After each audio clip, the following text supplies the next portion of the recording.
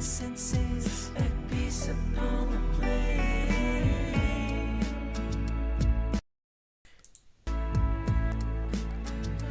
Okay, it's 2/23, 2022. It's still Mirror Week. Bunch of palindrome activity going on. Nothing to be alarmed by.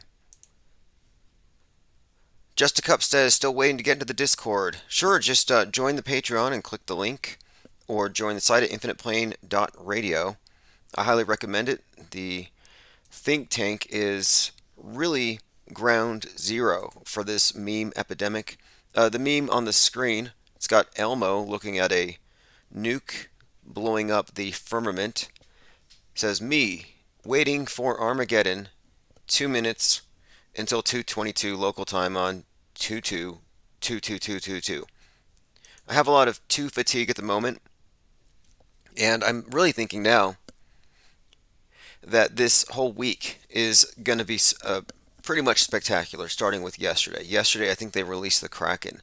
If you didn't watch the Donda event, you missed out. We're talking about the event with Kanye West, loaded with symbolism. I mean, yesterday was definitely one of these days, I think, that really measured up to what I would have expected. Even though it wasn't like completely spectacular 9/11-y, there were many, many strange coincidences yesterday that are impossible to ignore. One of them that really stood out the most was the event with Elton John, ROCKETMAN, having an emergency landing, which we'll get into that as well.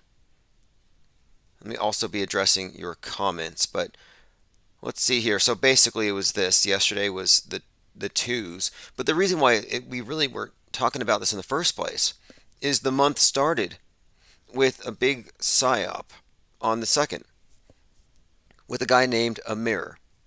And so you're like, well, a mirror? It seems like there's something to the word phonetically. But then you also have the timestamp of his death, specifically being 6:48, a mirror of 846, the major George Floyd number. And again, we're talking about another Twin Cities event. Portal Complex says, just hopped off the subway from Crater Earth. Yep, we were just over there hanging out at Crater Earth. And by the way, I already had a talk earlier this morning with Micah Dank. We did a podcast that will be premiering later. And that, of course, is Micah Dank, the author, astrotheologist, a decoder of holy books, so-called holy books. Evolvement says, one of my favorite, show me a live stream of the Earth whirling with the buildings upside down. Yes, Chief Crow wears the curve. And so one of the things that we talked about yesterday was Pluto, the significance of Pluto in the bigger context. And right now we're dealing with, well, we're witnessing the free crack pipe distribution agenda. And I'm saying they released the Kraken. It's all symbolic. Release the Kraken. And the Kraken is the coming civil war, the split, the final move in this takeover of the globe by this monolithic cult. They have to destroy the remaining challengers. And I think that's where we're at right now. So we're watching this Kraken narrative unfold, and it ties into the election, it ties into so much else. And then, of all things, turns out that Pluto's return, which again corresponds to July 4th of 1776, Pluto's return has a tie-in to the Kraken agenda, as in Pluto is Hades, and Hades created the Kraken. Predator News Now says, I sent you an email regarding my online account for the Discord invite. Awesome. Yeah, send me the emails, and basically, though, if you're on Patreon or if you go to infiniteplane.radio and you join, there's a link that says Discord, and it gets you right into the think tank. So here's the newsletter from yesterday, and I'll see if we've missed anything here. I'm expecting Hades to return on Tuesday, the 22nd, and again, this is because of Pluto's return to the point of where it was in July of 1776. But the word Kraken has been injected steadily into the mass consciousness since the lead up, really starting, I would say, in July of 2020. So since this lead up to the 2020 U.S. presidential election, we've been seeing the word crack, well, Kraken and crack, both being injected into the mass media. You had crack addict Michael Lindell attempting to overturn the election. You had Hunter Biden's crack pipe usage.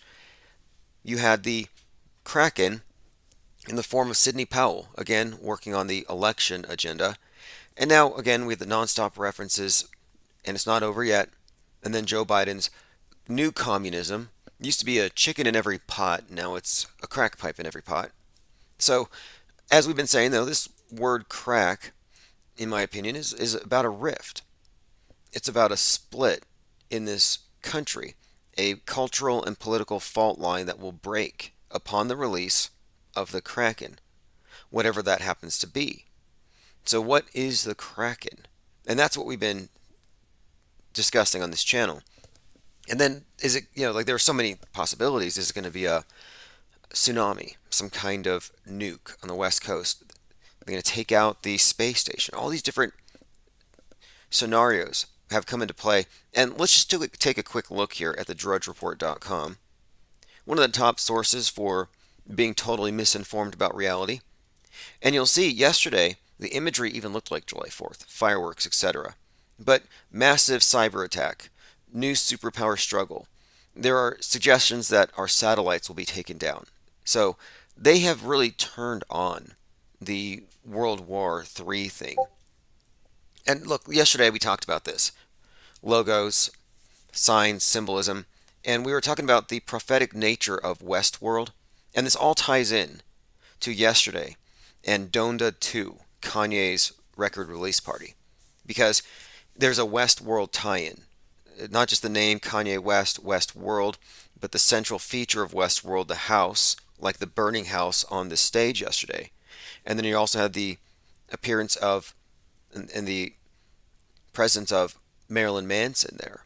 And his tie-in also would introduce Westworld in that he was the antagonist to the main character in Westworld. In real life, rather. It's interesting what they've done here. So if you're not familiar with this, let me bring this up really quick. So Evan Wood is I believe she's 33 now, Evan Rachel Wood. And she's the one who, and just yesterday, she was detailing the abuse by Marilyn Manson. Phoenix Rising trailer. Evan Rachel Wood rises from the ashes, talking about her abuse by Marilyn Manson. So here you have a 33-year-old. Think about this, the consistency here, the symbolism. And this just came out yesterday. 33-year-old Phoenix Rising. The Phoenix 33 connection I could go into endlessly. My point being, I think this is a psyop. And I think the purpose of this psyop, we'll be explaining here, is the reintroduction of this Manson archetype, Charles Manson, the madman, the cult leader. And of course, this also ties in with our bigger picture analysis that shows the superimposition of 1968 and 69 over 2020 and 2021, specifically with the use of this Manson character, killings that occurred on the anniversary of the Manson dates. You even have some interesting correlations between the Tate Lee Bianco killings and one of the individuals suing him, her name being Bianco. You get Alpha and Omega. And, one of the things that we talked about with Micah Dank this morning that actually relates to this is he brought up Aquarius. And one of the ways of describing Aquarius, this new age, is man-son. Man-son. And so this all ties in to this record release party yesterday, DONDA2, and the symbolism of the stage. And it's all telling the story about the burning of Westworld, the West, Western chauvinism. Again, Evan Rachel, her role in the movie was she was the mind-controlled, abused subject. And the antagonist was this man with the black hat, black clothes, really dark Saturnian disposition. And she's the victim who eventually realizes that she's under control and that this guy is basically the devil. Well, when Evan Rachel saw Marilyn Manson at the last Kanye event where he set himself on fire, a phoenix, a burning man, more consistent symbolism, she suddenly had flashbacks about Marilyn Manson's abuse. Well, in the movie Westworld in the series, it's the same thing. She eventually realizes she pieces it together that the man in black is actually the antagonist, who is someone she has to overcome. So these are parallel stories. Now let's go ahead and continue.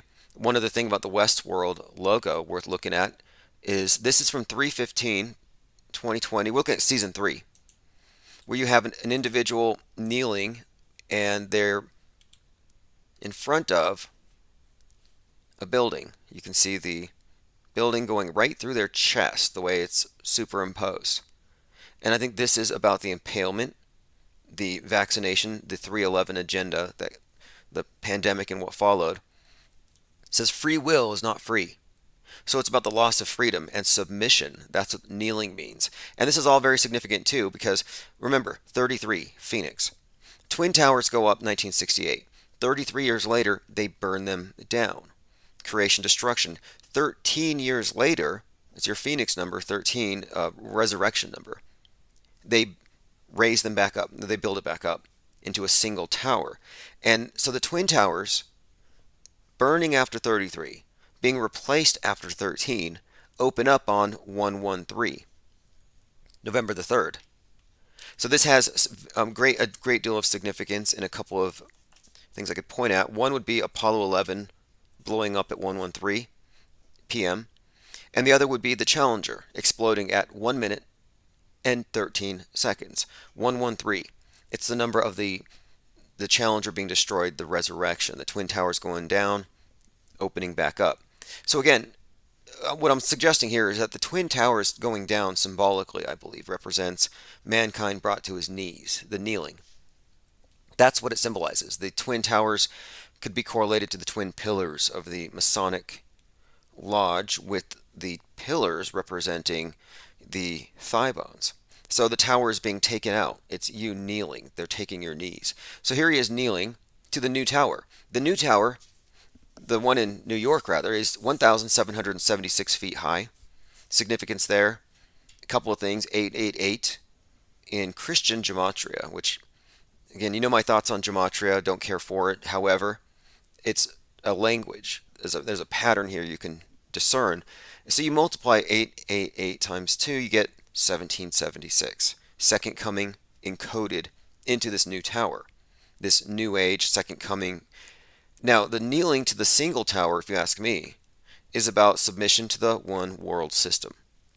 That's what it represents, and that's why the towers tend to look like big vax needles. Now, one more thing. Well, two more things. When you look closer at the logo, here's another 9/11/311 tie-in. It says Westworld, and it has 3 bars. Now, the 3 bars are for season 1, 2, 3. However, it almost looks like, well, it looks like you're staring out a window at the Twin Towers. So that's a 9/11 connection to season 3. And then the other version of the logo has a W with a pillar on each side. So it's 2 W's, West World.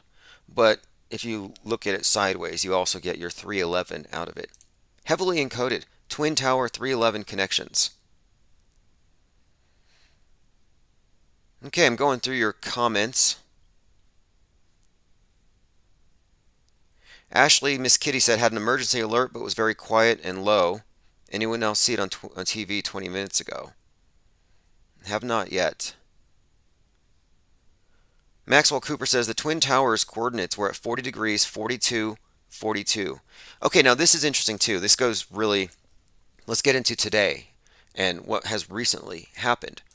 So 222 is a significant date for a few reasons to us here. Happens to be the date of Mad Mike's crash, his final rocket launch. I don't know if you'd call it a crash. It's a daredevil stunt. But my point being, it was on 222, and he had this movie out on Amazon called ROCKETMAN. And it seemed very interesting to me that you have a movie called ROCKETMAN out, and all of a sudden, Elton John has a movie coming out called ROCKETMAN. And we were noting how it seems like the timing of the movie might have been intentional, perhaps to bury our ROCKETMAN, our friend. Bury him in the headlines, cover up his movie, because what they're doing is we're talking about Mad Mike Hughes and his mission to prove the Earth flat. And if you haven't seen that documentary, we should probably look at this first, and then you're going to see the Elton John tie-in to this whole thing, and it connects to 9/11 and the falling man. This gets really intricate, but you'll see.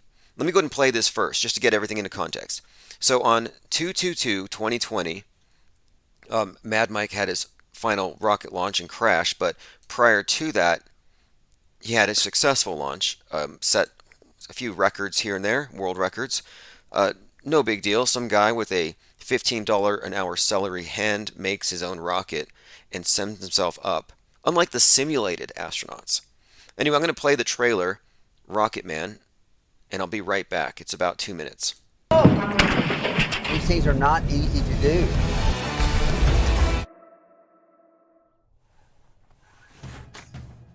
A California man is getting ready to launch himself into the air in a homemade rocket to prove that the Earth is flat. My favorite, barbecued moron. A lot of people got the idea that he's just some kind of a nut. He might just be crazy. I believe in the geocentric flat Earth model. Joe Rogan called him crazy, so that tells you something there. This is America. We can believe whatever we want. People have lost faith in experts. Scientific facts are completely debatable. The Earth isn't flat. I'm not going to take anyone else's word for it. I'm going to build my own rocket right here, and I'm going to see with my own eyes what shape this world we live on. Look, any idiot can sit in their bedroom uploading conspiracy theories to YouTube, but it takes a special idiot to launch himself into space for the cause. What do I do if shit goes south? Did you leave a letter or something? What do you want me to do? Now here you have a breakdown of the headlines: BBC News, CBS News, Fox, Comedy Central, Forbes. So my point is, this was grabbing headlines. It was a trending story, 17 national newspapers trending on Facebook for something like 3 days straight. So I'm going to go ahead and put a link in the chat. You can watch the rest of the trailer. I highly recommend going to Amazon, but you can see it here, realrocketman.com, ROCKETMAN. Now this movie, this documentary, it did very well. It's doing very well. He went on to do a reality TV show, Homemade Astronauts, and it was during the filming of Homemade Astronauts where the last launch took place on 2/22/2020, so 2 years ago. So now, while this movie was being produced, or right after it came out, suddenly you had Elton John's corny movie called ROCKETMAN. So if you search for ROCKETMAN, you were getting Mad Mike, but then they started to drown it out, and we thought, well, this could be a coincidence. So here you have this cheesy ROCKETMAN movie, and I thought this has got to be an SEO grab to steal traffic that was steering towards this research flat Earth and this growing movement of people who are actually getting behind taking some kind of action to resolve this flat Earth question. Now here's where it gets interesting. Elton John yesterday says Elton John nearly ended up becoming a rocket man. The famed singer suffered a terrifying ordeal when the private jet he was flying, again this is yesterday on 2/22, so on the anniversary of ROCKETMAN's final launch, this other ROCKETMAN has this ordeal, and it gets all kinds of coverage, and they describe it in ways that make it sound like it was a crash. It says John was flying from UK to New York. He had to perform, well, it says here, he was on a private jet, and they suffered a hydraulic failure at 10,000 feet.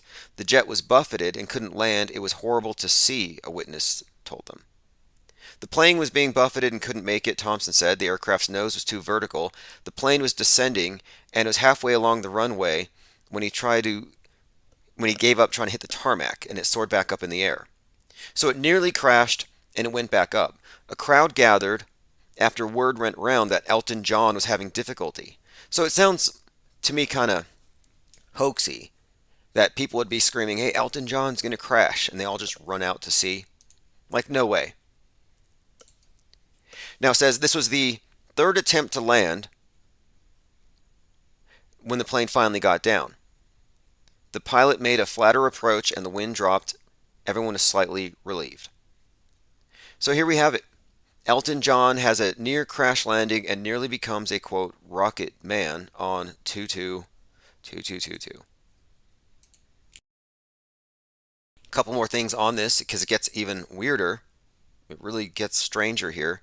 So it turns out we've been talking about the 9/11 and the synchronicities, the coding, the numbers, specifically like 42. So here's an example. The falling man photograph. This is a very interesting little thing. This is all documentable. This is, quote, history. So on 9/11, you have the falling man photo. And you've probably all seen it. The falling man is the person who looks like the Hanged Man tarot card. He's falling from the Twin Tower. I'll put it on the screen here. Shot by AP photographer Richard Drew. So this picture is weird in its own way. It's a very perfect shot. Now what makes it stranger is that the photographer is also the guy who photographed RFK, Robert F. Kennedy, as he was dying. So you see a few consistencies here. Here that brings in a Kennedy tie-in to this 9/11 thing. And we always see the number 42 associated with falling. And someone mentioned the coordinates of the Twin Towers. I have to check on that because it's very consistent. This use of the number 42 having to do with falling. It's associated with Saturn and a few other things, but it's super consistent.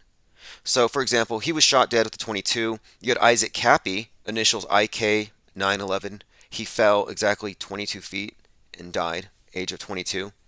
Now, these are consistent things. Now, the Elton John event, the plane emergency crash landing happened at 11:19 a.m. So 11:19 or 9/11 reversed. Ambulance and crew, here we go. Ambulance crews and the police were alerted at 11:19. Firefighters from 6 stations raced to the scene and the runway was cleared. So it was a drama that they created. Again, what is the point to this? Well, they talk about ROCKETMAN, emergency, horrific near accident. It seems like perhaps they're trying to, I don't know, steer traffic. But now here's the thing. The photograph that I brought up of the 9/11 jumper is actually owned by none other than Elton John. So it says here, Elton John is describing the photograph. It's been denounced as cold-blooded, ghoulish, and sadistic. It says, Elton John called it one of the most perfect photographs ever taken. So he actually has the piece. Here's a photo of Elton John showing off his collection of pictures. And it says here, he'll collect controversial work, unsettling images like the photograph of the falling man taken on 9/11 by Richard Drew. Elton John said of the photo, it's the most beautiful image of something so tragic. It's one of the most perfect photographs ever taken. So there you have it. He actually owns the photo, and there's more. In his home in Atlanta, Elton John has a collection where he's got photos from the Manson killings. He's got a lot of interesting photos, which I'll go into all these things, these Elton John connections, but I wanted to focus on this one. He owns that 9/11 jumper photo. A couple other things. In the last few days, we had a couple of crashes. You had the beach copter crash, and then you had a police officer killed in Huntington Beach in a copter crash. Well, that was mirrored yesterday, another 2 crashes, but yesterday this is just too many helicopters. Just pointing this out. You had the 2 crashes last week. You had the other one yesterday, some National Guard thing out in the Pacific.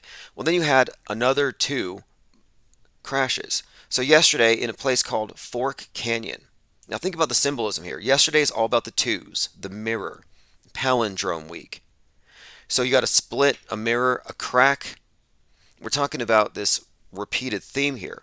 Well, here you have 2 or twins, again, another splitting, like the Twin Cities killing of a mirror. You have 2 National Guard Black Hawk helicopters crash yesterday. And they crashed in Fork Canyon. So Fork gives you another split. Says the Black Hawks were with the 2nd General Support of the 211th Aviation Regiment. So 211, maybe a 22, 2nd General Support. A lot of 2s, and I have a lot of 2 fatigue. But again, these crashes happen in a place called Fork Canyon. Fort Canyon, 2 Black Hawks going down. So these are twins. And again, 2 Black Hawks. A few significant things about that I think we could extrapolate. But the main thing I want to point out here, twins. And falling. They were falling. Another repeated theme for yesterday. And this, I think, would also tie into this. On January 30th, we had the Miss USA, a black beauty queen, falling from the Orion building onto 42nd Street. There's that number again. She falls from the Orion building, a beauty queen, dying on 42 or 42nd. Now, 42nd Street happens to be the street. This is interesting for a few reasons to me. It's the street where you had the Manhattan blackouts, the significant historical blackouts of 2019 and 1977, exactly 42 years apart to the day. The date was 7/13. So on July 13th, or 7/13, 1977, Manhattan blackout. There's a movie about it called Summer of Sam. It's when the son of Sam was running around shooting people. And that movie was directed by Spike Lee, which, if we mind map this, it'll blow your mind how Spike Lee's role seems to pop up in a lot of these psyops. Like, he's definitely, I would say, Kubrick level metascriptor. But anyway, we have this beauty queen dying on 42nd Street. She hits the ground at 7:13 a.m. according to TMZ. The significance there, the blackouts happen 42nd Street, 7:13. She hits the ground at 7:13 on that very same street. And then I watched a movie last week I've been talking about called 222. And this movie is about synchronicity. It's about astrology and about predestination and cycles. But anyway, the movie has everything to do with the train station on 42nd Street. Anyway, we'll go deeper into this, but this is the thing. The building she jumped out of, the Orion building, is actually, Orion is synonymous with Osiris. Another interesting correlation there, because we're talking about this ritualistic killing of a sun king.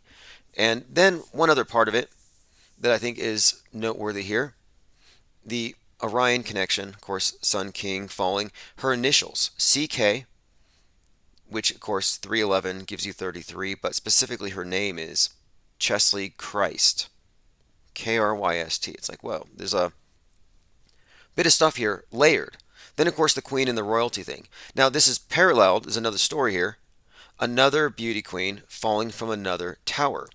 So you have 2 towers, 2 beauty queens.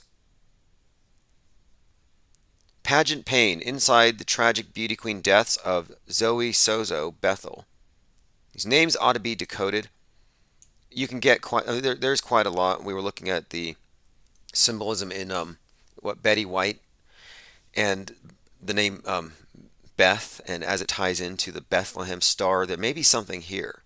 But anyway, dies weeks after Miss USA, Chesley Christ, jumps to her death. Now a few things here. The falling is key. And also, it's about USA. Falling. USA, Babylon, falling. And then think about the number 33 and Phoenix that I've been mentioning.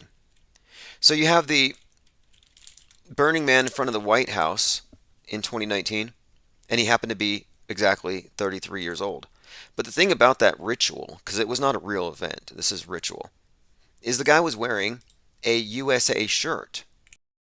Again, this was 33 years after another guy did the same thing in the same place.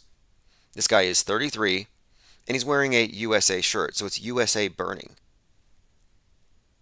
So when I see this USA, Miss USA falling, again, it's all code. And of course the name Christ, TK33, super encoded. But now we have twins. We have two different towers. They also specify head injury. Let me go through some comments and then we will continue. Portal Complex says, sick of Glitter Boy and his fairy glasses. We all know the real Rocket Man. Yeah, I think they were trying to direct traffic away. That's what I think. Says Restless Bear says, weird. Klaus Huxley, very weird. Evolving Grace, that is weird. Yeah, absolutely, isn't it? The timing of it's bizarre. Marcel says, I don't believe in coincidence. Marve says they have to kill celebrities like Lady Di to get more money and resources. Yeah, I happen to think, though, Lady Di, Diana, Princess Diana, moon goddess name, hitting the 13th pillar. Yurt Mama says Elton's a baby eater. Evolving Grace says it was the chopper crash with Kobe kicking off the fake crap in 2020 rut row. True. And the chopper crash was predicted in several, like a cartoon, a commercial. There were several instances, but also it happened the week of the Challenger explosion. And the Challenger explosion happens at 1 minute 13 seconds. Correlates to the Apollo 11, 113. 113 is the Phoenix number. You'll even see November the 3rd, they released the iPhone 10 on that day for that reason. iPhone 10. iPhoenix. Again, they opened that new tower on 113. Alright, going through some comments. Charles Wilhite says, I'm not surprised 2222 was a dud. They're running scared. Well, I don't think it was a dud. I think all the things we were expecting were being communicated, and as you'll see. JT33 says, real ROCKETMAN damage control. Yeah, I mean, what do you think about that? We're looking at Elton John being used for IPS damage control. Can this even be real? Well, if you think about the can of worms that we've opened and that we continue to pry at, if you consider the media coverage and the dissemination of dangerous memes, you can understand why, if this is an InfoWar, they would engage in these topics. Echo Charlie says, regarding Breonna March, George Floyd in May, two beauty queens. Now, Breonna Taylor is another one of these martyrs tied into this bigger agenda, and she's been brought up as of late because of Amir Locke. Same agenda, getting rid of no-knock warrants. And again, the names, Amir, it's Amir month, this is a palindrome week, it's a mirror of the George Floyd event, same attorney, same Twin Cities, another mirror reference. I mean, it's way too many coincidences here to just set that to the side.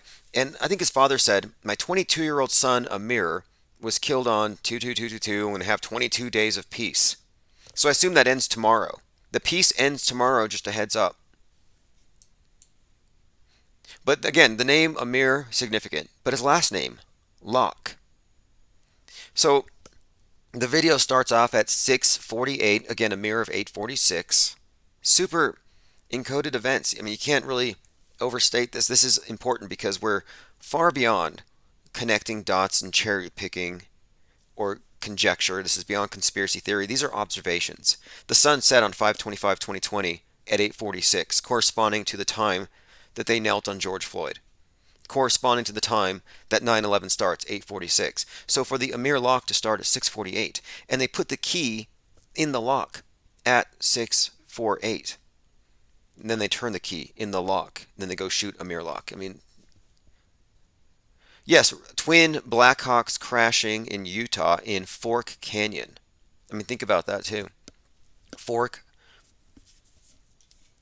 And yesterday was Pluto return. Oh, Pluto is Hades, released the Kraken. Well, look at the image of Pluto. And you got to see what he's carrying. Or Pluto or Hades. He's carrying a bident. Not a trident with three prongs, but a bident. And here he is with his dogs. It makes me think of Joe Biden. Kicking his dog or chasing his dog while he's naked out of the shower, trying to pull its tail. You know, all these Joe Biden dog stories. Okay, here's another one. Joe Biden recently left or talked about how he left a dead dog on some lady's door. Well, the significance here is that these underworld deities are they have these psychopomps. They have the doorway. They have the deity that guides you to the underworld or guards it. So you have the three-headed guardian dog guarding Hades. You've got the dog-headed god that guides you into the underworld. So anyway, this is the guy who created the Kraken, also very significant. Release the crack pipes. Release the Kraken. And here you have a bident. And think about the role of Joe Biden in this present circumstance where we're looking at the schism and the crack and this split in our world. So it makes sense that you would have a Bident kind of encoded into the name. I don't believe these are coincidental. I mean, we've talked about the names of these various characters. I mean, Obama and Biden, Osama bin Laden. These are jokes. These are jokes. And if you're not laughing, you're being laughed at. I mean, I would rather laugh with them and at them. I don't like not being in the know about this stuff. Rocco points out there was a crash in the Pacific on 222. Yeah, there were 4 recent helicopters just crashing everywhere. And correct, Maxwell, Kobe was buried in Corona del Mar. But twin Black Hawks. Obrecht says, why a subtext to everything? Here's why. Because the elite that rule this place prefer to rule over people who are illiterate. That's why they were mad about movable type press. That's why they had a counter-reformation. And so even though you can read now, you've been rendered symbol illiterate. So you've been rendered visually illiterate when it comes to special effects. So what they've done is by having this 2-tiered interpretation, I think they've helped to maintain their power balance by keeping you in a state of ignorance. And the state of the subtext here, the storyline, I think this might be part of the astrotheological cult that runs the world. The religions all have a subtext. And the new religion is the one that comes out of your TV. I'm suggesting that the TV, I posit that the televised worldview, the MSM, is the new Bible. And that it is equally astrologically encoded. But that they use modern myths like the celebrity deaths, movies, films, actors playing archetypal roles. So what I think they've done is they've replaced the old religion with the new. It's very obvious with the space program when you look at the rocket obelisks. It's very obvious when you look at the new medical tyranny as just the reintroduction of a puritanical vision of reality. And new communion, a new form of baptism has been introduced, new religious garments. So the subtext, I think, is there to hide the rulers of this place in plain sight. And I think it's also perhaps a matter of communicating to one another above our heads. I don't even think it's that complicated so much as it's esoteric versus exoteric. Missing says it's too cold to riot in the Twin Cities. Yeah, the temperature is always going to be a problem. Now, March 4th is the date that the piece of space junk is going to hit the moon. And this is also significant, thinking about this Moonfall movie. So why all the Moonfall? Why the focus on stuff falling from the sky?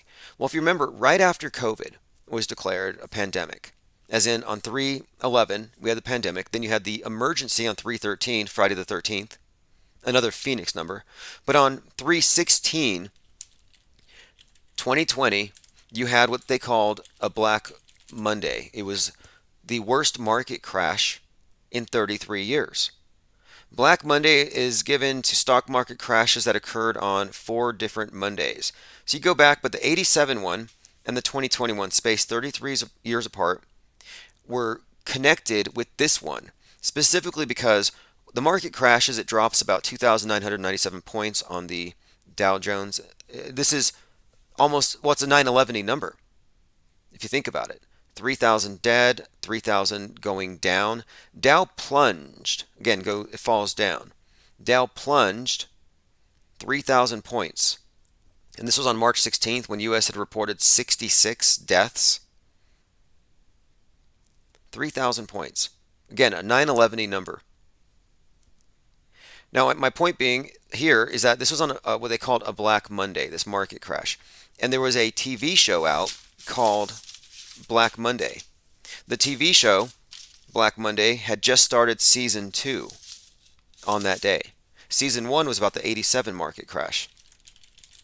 So, interestingly enough, one of the actresses commented on this and said it was eerie that their new season debuts when an actual Black Monday market crash occurs. I haven't watched the show, but now here's where it ties into Moonfall. Sunday, Sun, Monday, Moon. Tuesday, Mars, Wednesday, Mercury, and so on. So, Monday market crash, Moonfall may pertain, I think, to another market crash. And I'm saying this because last year, It was all about to the moon, Dogecoin to the moon. There was all this hype with the cryptocurrency. Elon Musk started that. Then you had the billionaires racing to space, and the moon was the big meme last year that they were pushing. We're going to go to the moon. We're going to hit the moon with this crypto or that. We're going to put an actual literal Dogecoin on the moon. Well, Musk actually announced this to the moon agenda during the Wolf Moon. And he had his 2 starships up. Wolf Moon. I mean, the timing of these things is what really spells it all out. You know, because the wolf, the dog, to the moon. They're telling us a story here. So the to the moon is going to be followed by, I think, the moonfall. That's my point. So I think moonfall, black moon day, market crash. It has been conveyed. So I'm predicting more or less probably a crypto crash. Echo Charlie says IPS damage control in the script. In 1,000 years, there will only be one ROCKETMAN that had trouble on 222. Yeah, they rewrite history as we go along. Charles Wilhite says Kanye West is an anagram for nasty week.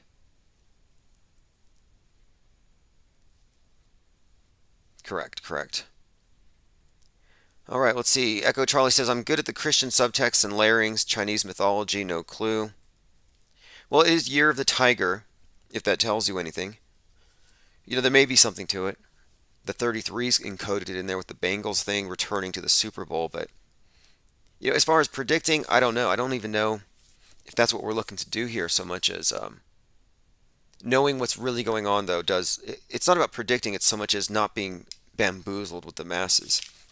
Like, we're not going to be the ones lining up to submit to the alien overlords. Evolving Grace says, this is what confuses me. They use symbols to communicate with each other, but why not use traditional methods? I don't mean to sound stupid, but what the... Well, do you know how gangs work?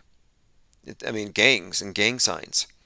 Secret societies. And also, when you talk about secret societies, these aren't hypotheticals. These aren't things out of just movies or conspiracy theories.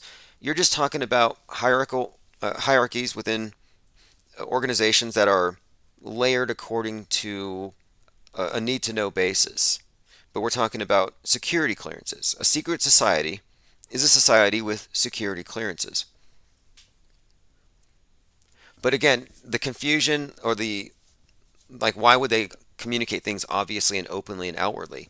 That's the part that doesn't make sense. If you're going to do this operation, why would you telegraph it? That's what you're kind of asking. And I think that's where it ties into this place where media and magic intersect.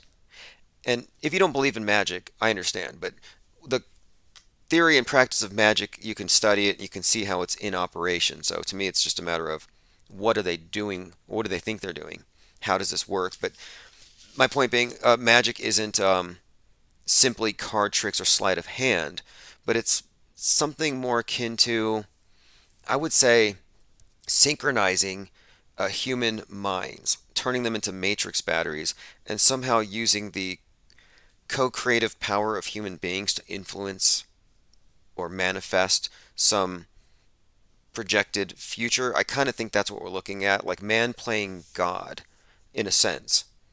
I don't know if it's like literally like evil versus good, or if it's just more mundane than that. But yeah, it's kind of hard for me to separate magic from all of this when it's all completely encoded with all of this occult symbology, and specifically the timing of these events. And it does imply, like I've said before, the cult that runs this world venerates, worships, or maybe they whatever it is, the word worship's appropriate. Maybe that's the one to use. But they tend to worship this ancient religion with the new guise. Marve says a helicopter crash in Miami looked very fake. Yeah, that's the one where nobody was like watching. Like they're all just on the beach and then the helicopter crashes. Nobody even turns around. Klaus Huxley says they are magicians. Yeah, and if you're not willing to entertain that notion, it's because they told you. They said don't look behind the curtain. So if you're not willing to look into magic, you're actually outside the temple. You're hoodwinked. You're in the darkness. And they give this stuff away in their initiations, whatever cult you talk about when it comes to these secret societies. It's always about the inside, the insiders, the ones inside the temple who've seen the light. And they are groups separate from those outside the temple who exist in the darkness. So we have an Illuminati among us. We have a group of people who have seen the light. And this could also explain something about the why they would be so brazen about their symbols and out in the open, flashing their hand signs. It's possibly arrogance. Maybe they know they have everything on lockdown, and that only a small percentage of the population can even see that there is a cult that runs this place. And so they're just more or less arrogant, like Duper's Delight. How many times have you seen crisis actors laughing on TV when they should be crying or avoiding cameras, avoiding retaliation? It's like, yeah, I just watched this guy kill a bunch of people. We don't know where he's at now, but it was horrifying. And it's like, well, now he knows who you are. You're on TV. Klaus Huxley says, right, the plebes remain illiterate. That's a big part of it. Because another part of it, too, I think, in terms of power and control, is they've established a priesthood.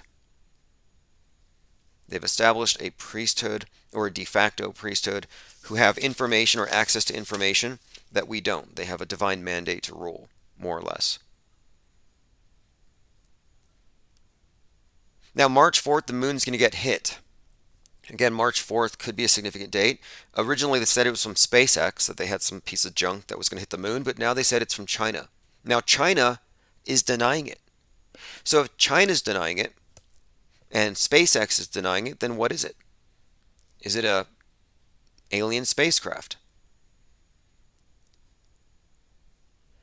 All right, let's see. Klaus says, signs and symbols rule the world, not words or laws. Van Gogh says, Bitcoin has always been associated with the moon. Even in the charts, you can see the price somewhat follows the moon cycles. Google Bitcoin full moon correlation. Okay. It says if you backtest Bitcoin's 2021 correlation to the moon cycle, you find an 80% success rate. Does full moon affect crypto?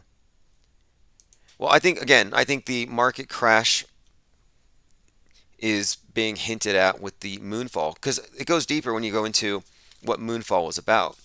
Moonfall and Don't Look Up, these movies are synonymous, and they might as well just be contiguous. They use the same archetypes and characters. Moonfall and Don't Look Up both have the new Noah, the Noah of our age that the sinners don't listen to. It's the disheveled scientist with the glasses, kind of a neck beard, he hasn't shaved, and he's basically working to save us, and nobody's listening. And he's saying, you got to cut off your wickedness. No more dino juice.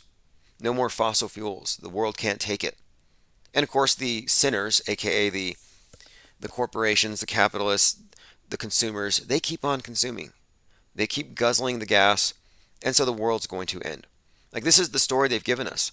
The guy in Moonfall was 33, by the way, and he saves the world. But the point is, it's the money system. It's this desire for money that destroys the world. The earth is the Titanic. Global warming is the iceberg. In Don't Look Up, you got Mr. Titanic himself, Leonardo DiCaprio, pointing out the comet, which is like a space iceberg. And it's going to hit the earth if we don't listen to the scientists. So they listen to the guys with the money. They try to exploit the comet and mine it, and they all die. So there you have it. Capitalism is going to crash our system. There's a correlation between the money system and the environment. And that's what they've been trying to suggest. I can't breathe is something that they've taken to mean the atmosphere can't breathe. This system is oppressing the earth itself, not just the police oppression, but the environment itself. So the financial system is going to destroy the world if they don't do something. That's the market crash that's coming. Evolving Grace says, I believe in magic, it's real. From what I can tell, from what I've read, there's a important connection between the word magic and imagination and even magnetism. And it has to do with the law of attraction and the use of the imagination in manifesting.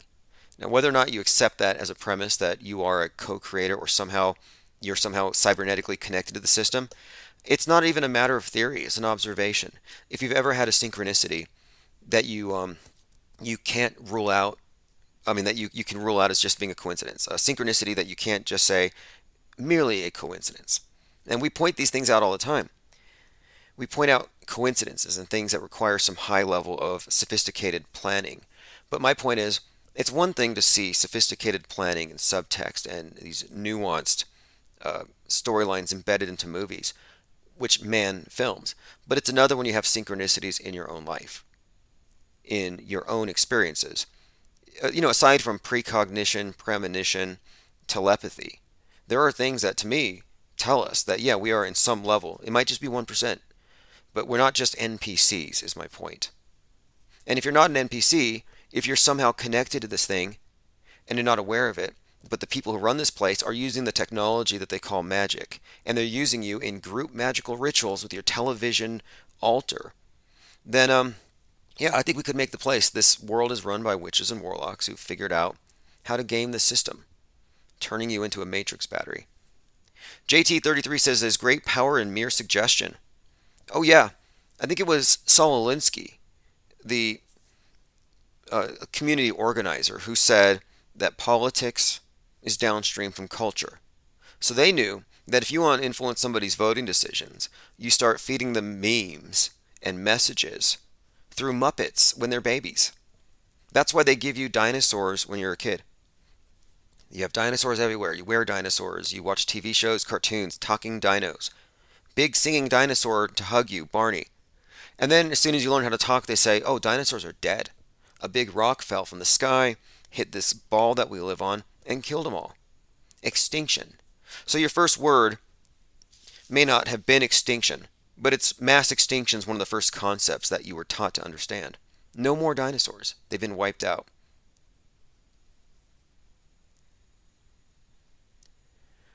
Charles Wilhite says, check out the book Real Magic by Dean Radin, Ph.D. Echo Charlie says, divine mandate to rule is not a vibe. Nope. Unless you accept Pope Francis as the vicar of Christ, that, yeah, God couldn't do any better than that. It's like, yeah, I'm going to pick somebody to be my representative on earth. It's going to be that out-of-touch commie in that big building surrounded by who knows how many homeless people. I mean, the wealth disparity. Charles Wilhite says, Whoopi Goldberg's real name is Karen. Is that a coincidence? Evolving Grace says, speaking of synchronicities, I have nonstop ones for a few years. It's like the Truman Show. Now, the Truman Show is an example of a movie that I think describes or shows what it's like to have a synchronicity. Was it a coincidence that the meteor fell? And you think it's kind of a synchronicity for him. It's a meaningful coincidence that the dog star falls and it precipitates this awakening. And then he starts noticing patterns. But you find out that his reality is being tampered with. Huxley says, didn't Alinsky also say that ridicule is the most powerful weapon? Yeah, I think in the Rules for Radicals he talked about the use of ridicule. It's all about the underdog taking on the system. All right, let's continue. On the screen, you're looking at a portal. This was from last night's DONDA2. So the DONDA release party happened last night on 222, which is described as Portal Day, which I didn't know. Apparently Kanye West knows. So his presentation, his concert listening party starts off with a big portal. Well, listen to this. This is from moonomens.com. The significance and power of 22, 22, 22 in numerology. I'm not going to read it. I don't care about numerology necessarily. However, this number has long been associated with this concept, so I just found it to be noteworthy that Kanye's Donda Experience performance has a big portal. And as we watched, it was very alchemical. Sun, moon. Of course, they were performing in a big concert arena that was dark, like a blackout. It looked like it was blacked out. And then you had the floor covered in water. And I was like, I hope nobody drops the mic. They could all be electrocuted. But they had rain boots. But that makes me think, okay, flood. Flood, blackouts. And then they have this house that burns. And remember last time they did this, Kanye West set himself on fire? Well, the significance there, That was on the anniversary date of the Burning Man festivals.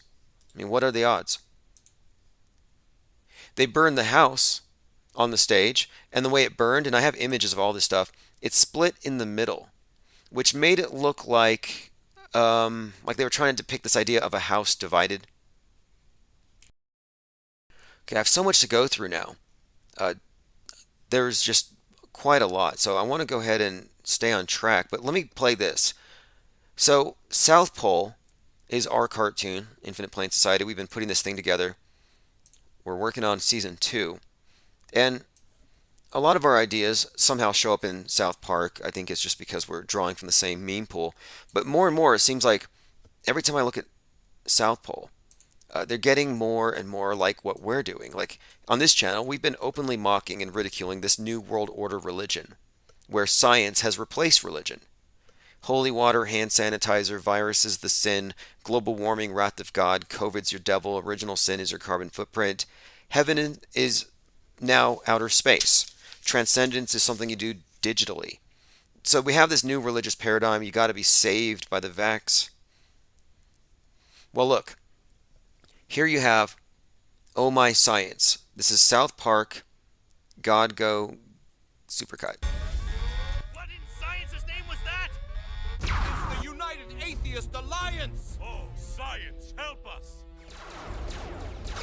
Science? Damn you, Unified Atheist League!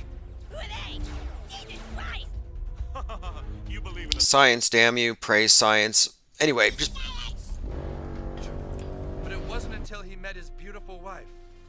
So we're looking at science as religion, and this is pretty much what they have done.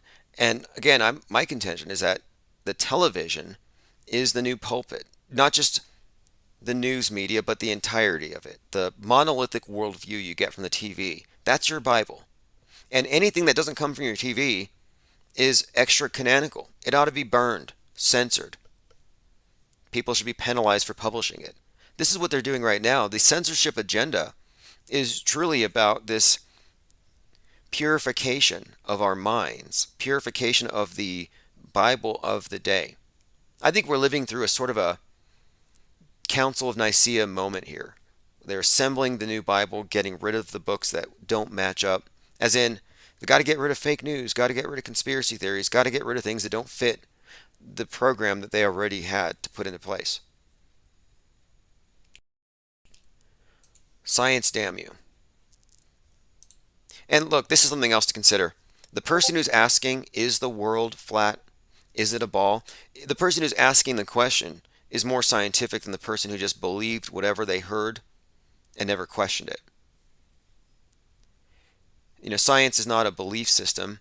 It's a methodology for figuring things out. And I think that's what people miss here. By the way, yesterday on 222 whatever, there was a headline on Drudge about Russia hacking into our satellites. Space wars, in other words. So cyber hacking, Russian military possibly taking these things down. Well, listen to this. This is from Random Fake Name. The last episode of Season 2 of Space Force is about Russia hacking U.S. satellites, bringing them down, blaming it on U.S. incompetence. And finally, the last scene is an asteroid hitting the Earth. Here's another interesting coincidence. Charles Wilhite posted this one.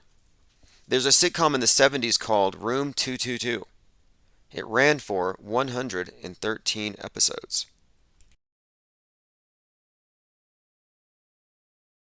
Kals Huxley says, I hear a lot about space bioscience. I interpret it as inner space is the final frontier after all.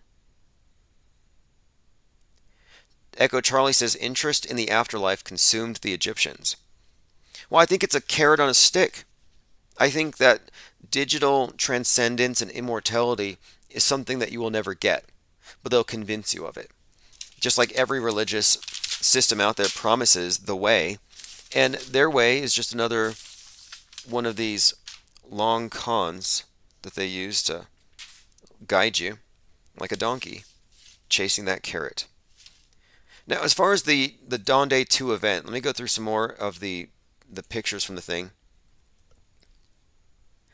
It wasn't bad. As a release party, I thought it was actually it was pretty good. I was impressed by the theater of it, the theatrics. You had a lot of interesting imagery. It seemed like goo blood. Everyone's wearing black uniforms, black helmets.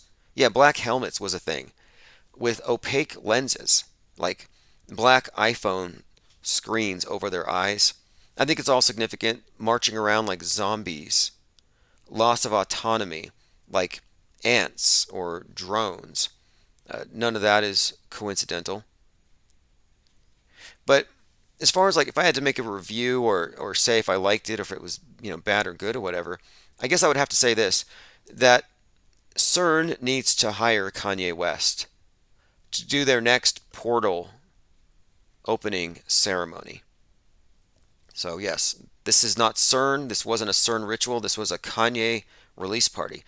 Marilyn Manson was there. Again, I believe Marilyn Manson has a very specific role to play, and it has to do with his name, Manson, his correlation to Westworld, because the whole thing, DONDA2, the burning of the house represents the West. It represents Western chauvinism. It represents the past that they're destroying in this revolution. That's why you have the Westworld tie-in, and then Kanye West, and then of course we talked about the tower that was burning in the Bronx, the Northwest Tower, the 19-story on 9/19 that had 19 people supposedly die in it. The space heater started that one. Again, another space reference.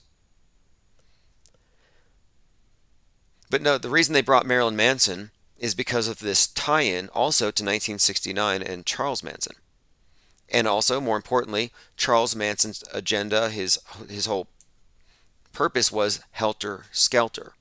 So Helter Skelter is a race war. It's like Turner Diaries. And the idea of these killings was if we kill these people and blame it on the Black Panthers, we can cause an apocalyptic war. Manson spoke to members of the family. And by the way, the guy who owns the house, the Charles, where the killings happened, is the guy from Full House. This might also be a tie-in here, because think about the significance of the house. So you have Full House, and then you have the Charles Manson killings happening in the mansion. Here it is. Full House creator Jeff Franklin has the mansion that is built on the property where the murders took place, and he's selling it right now. So the Full House creator has that house, and it's selling for $85 million. There's probably some symbolism and stuff within the numbers there. The whole thing was obviously a psyop. Sharon Tate and the others being killed, or rather supposedly killed. I mean, it looks like a movie, a horror movie. Interesting Church of Satan tie-ins. Susan Atkins, topless dancer for the Church of Satan, of which Marilyn Manson is a high priest. So you have a Marilyn Manson Church of Satan tie-in connecting him to, of course, member Susan Atkins, who did these Manson killings, and is all done in the style of Rosemary's Baby, a Polanski film. And his wife was murdered, of course, and one of the victims was Rosemary LaBianca. Now, Helter Skelter, of course, race war. That's the main thing I want to bring up here. Charles Manson had been predicting race war, and the term Helter Skelter is a reference to this. According to this, the idea would be this. This is all. Let me move past the race war part, because this it ties into that, but also later he got into this idea of environmentalism and the need that we're running out of air. Let me bring that up. There's a time when Charles Manson was about to get married to some goth, and she'd go hang out with him, and they would sit there talking about how we're going to run out of air. Here it is. Testimony of Paul Watkins. During your association with Charles Manson, I'll go through this stuff later, but my point being, this is Charles Manson, Marilyn Manson tie-in. Maybe there's one more I can bring up. So you have the LaBianca killings. The name LaBianca. So you got Manson and LaBianca. Now take the name Bianco, just change the A for the O, and you get another set of news stories. Evan Rachel Wood, and then you have a woman named Bianco suing Marilyn Manson. Esme Bianco. So I'm just saying the name there, Bianca, Bianco, A-O. The documentary is called Phoenix Rising, and it's about Marilyn Manson and his abuse of all these women. So this is just now getting out, as of like right now, today. Yesterday it came out. It says Manson has been largely absent from the public eye since the allegations surfaced, aside from working alongside Kanye, or Ye, on the album Donda, and then being at the listening party. Again, this is a Westworld tie-in with Marilyn Manson to a Kanye West event, and Westworld centers around a house. And she's the one who leads the uprising, and of course brings about the destruction of this West world.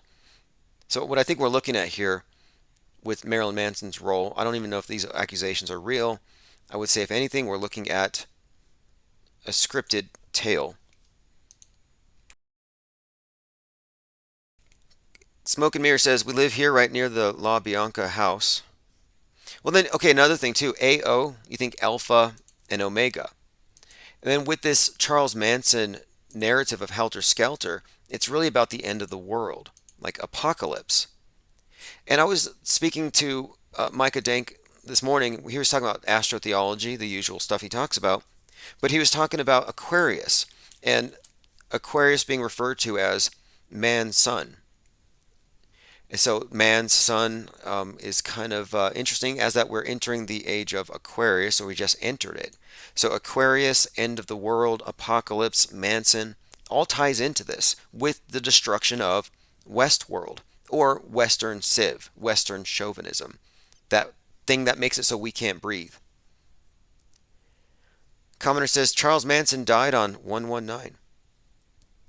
Oh, 1119. Right, 1119. Now, on the anniversary date of the Manson killings, the guy that did the spearing of his children, his initials MC, Matthew Coleman. They reversed it because the anti-establishment is on the other side of the political spectrum now. You got these right-wing hippies. Now it's the right-wing hateful hippies doing yoga. It's not the liberal left. They switched these things. So now you got this right-wing Charles Manson figure. And they introduced him in the form of Matthew Coleman and the QAnon shaman. You see, Matthew Coleman doesn't have anything with Q associated with him except for these stories they say he was told by Q. Like, Manson told me to do it. Q told me to do it. Well, Matthew Coleman, the guy who killed his kids, doesn't look like somebody who would kill his kids. He doesn't look like a Charles Manson. But you know who does? The QAnon shaman. Who does what? Runs around with a spear. So here you have a guy who kills his children with a spear because Q told him to. Then you have the QAnon shaman, Q sent me. And so if you ask me, what they've done is they've introduced the face of Q as a QAnon shaman, this wild man, this hippie, this, again, shaman, hippie, Charles Manson, shaman, hippie. And then, of course, the atrocity was done at behest of Q with a spear. And he stabbed his kid 17 times because of Q. Because, of course, the kid was a reptile. QAnon told him about the reptiles and that you have to kill the reptoids. So these are all ridiculous stories. You know, just go into the logic behind it. It's like, there is nothing about reptilians in the QAnon narrative. But now this is something that you might find interesting. Because the symbol of the spear in the hands of the QAnon shaman, the symbol of the spear in the hands of this guy killing his kid, and one of the symbols that the QAnoners love to share is this symbol.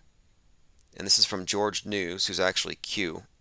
Believe it or not, I mean, you will eventually, it's going to come out, but they constantly share the symbol of St. George spearing the dragon on the ground. So this idea of the spear being the symbol of Q, highly significant.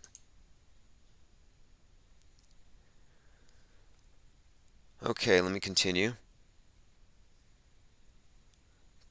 Smoke and Mirror here says, Katy Perry, aka JonBenet Ramsey, lives just above the La Bianca house in a monastery she stole from some nuns. Yeah, Kate Perry is JonBenet Ramsey. If you have any doubts about that, look at the parents. The parents are not even bothering to change anything. I think the father shaved his head and got his ears pierced, but that's about it. All right, let me continue going through my notes. Mr. Most Woke says 322. The whole month of March will be a psyop, he says.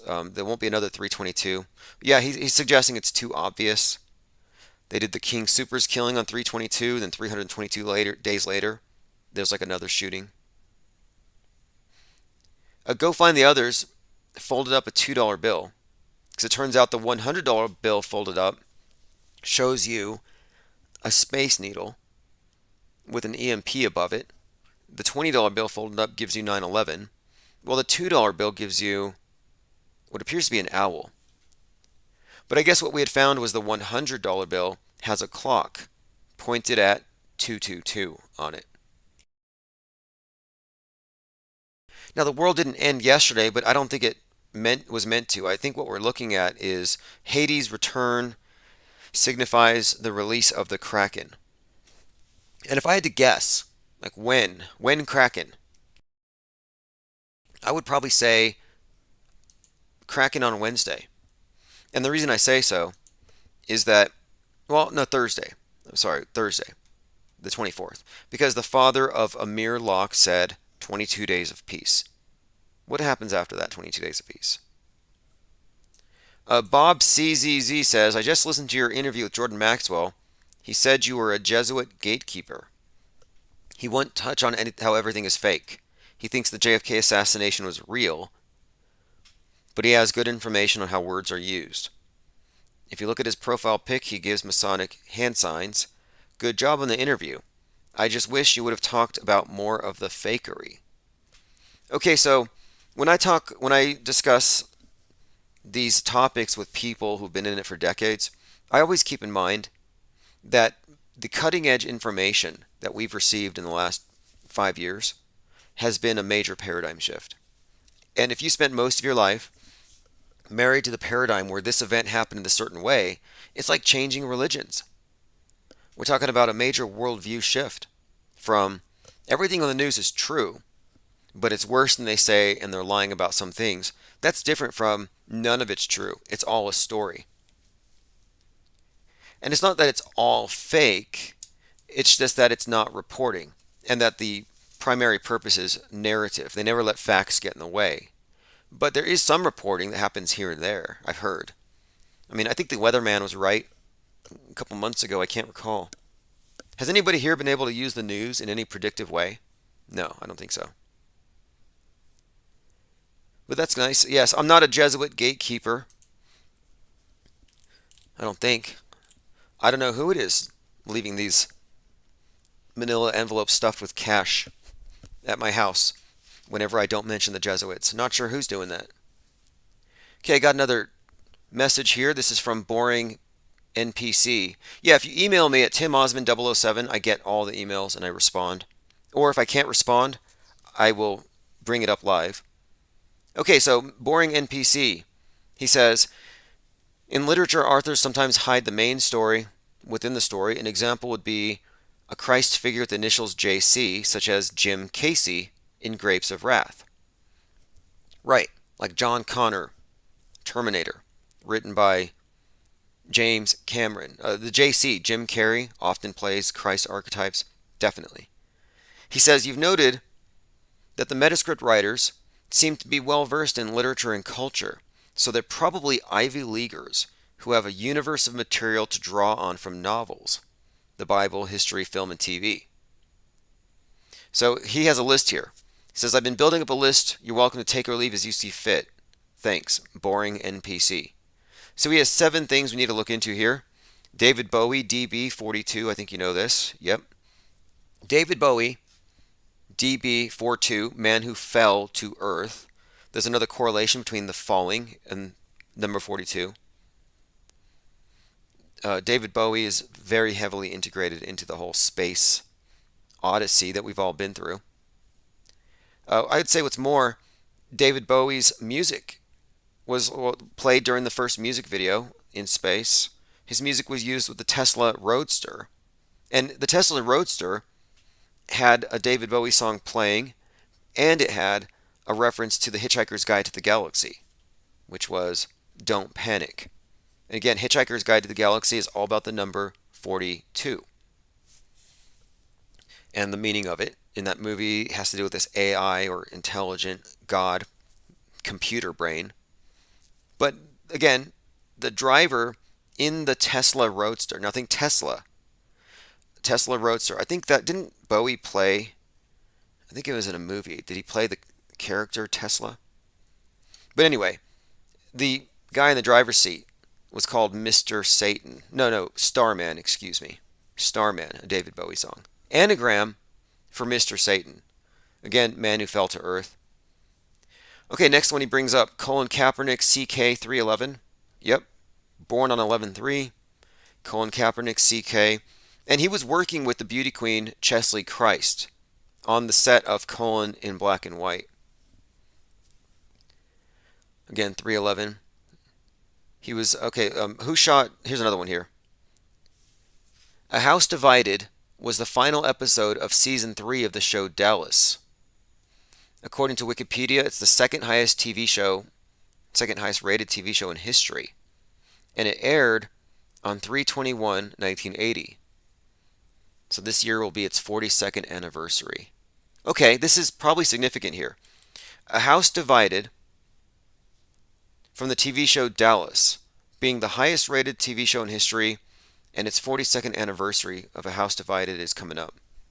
And this stands out to me because when I was looking at this Kanye West thing, and I'll bring up some pictures now, I was noticing that the burning house looked like a house divided, which is a speech given by President Lincoln.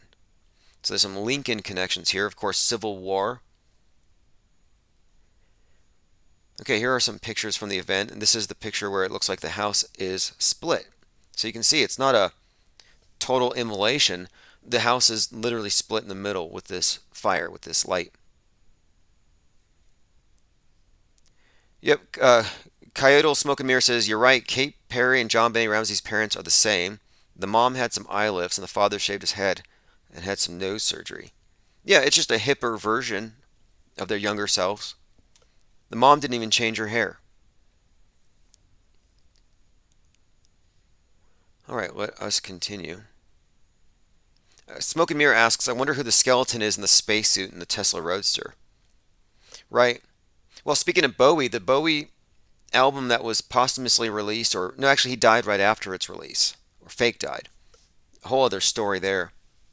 But there's a video for one of the tracks, I think it's Black Star, where you have an astronaut on the moon who's basically a skeleton. And that's Major Tom from Space Oddity, which happens to be the first song or music video performed in space. Yes, David Bowie did play Tesla in The Prestige. That's a connection. Directed by Christopher Nolan, the same guy that made the Dark Knight movies. Now, Christopher Nolan, Dark Knight. Well, Dark Knight has the use of the bat as Phoenix, which is very significant. Because again, the Phoenix is a symbol of the reset. Burn down, build back better. Well, what was the catalyst for this reset? What was the spark that started this fire? You know, it was the bat soup. Not properly heated to the recommended 160 degrees for wild game. Okay, here's another image from the DONDA event with Marilyn Manson representing, I believe, the end of the world, or Helter Skelter. Black and white, alchemy. That's a main part of it here. A lot of sun and moon corona stuff throughout. Space helmets. So these people marching around like zombies through the whole thing in the water. It's all dark. Again, it looks like blackout. And it's all foggy and smoky. So when I'm watching this release party, In context, Kanye West played the role of the Burning Man, the Phoenix. It's about the destruction of the West. That's why his name is so significant. Didn't he just get rid of his name too? Change it from West to Ye? Disposing of a name, very significant. Again, there's a lot here suggesting that it might even start in the Northwest, that there will be a blackout, that there will be fallout. In other words, EMP high in the sky, just like the $100 bill suggested. The $100 bill with a 222 reference on its clock, referencing the date that Pluto returns. Pluto, Hades, to release the Kraken. So basically the gates of hell opened yesterday. And what you're seeing here is what happens when the Kraken's released. When the fallout's coming down. Everyone's going to be wearing helmets. Everyone's going to have these lenses. We're all going to be in space suits because our environment is no longer hospitable to human life. Notice too, the power's out, so it's dark. And they're up to their ankles in water. So here they are in the flood, in the dark, with the fallout, and all their helmets, and they all look the same. Just a bunch of drones. And of course, I think the fact that they're all dressed in black head to toe, it's the Saturnian thing. It might even be a Goo Blood reference.